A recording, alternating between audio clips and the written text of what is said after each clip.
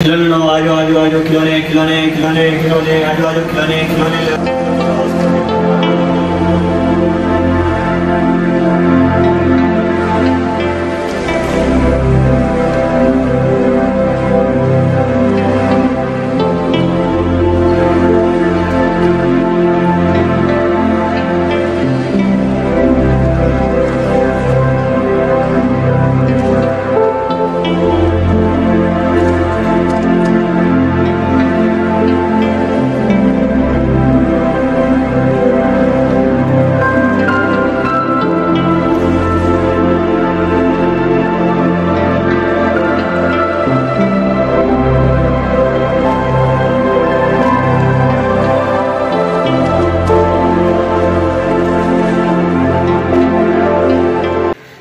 लगता उसको एक खिलौना दे देना चाहिए, तो उसके पास पैसे नहीं थे। इधर आओ इधर आओ।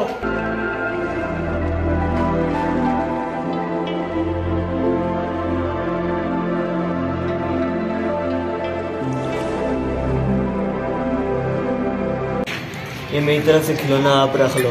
मैंने आपके साथ धक्का दिया, मैंने आपके साथ बदतमीजी की, मुझे माफ कर दो। ठीक है अंकल, आपका बहुत बहुत शुक्रिया।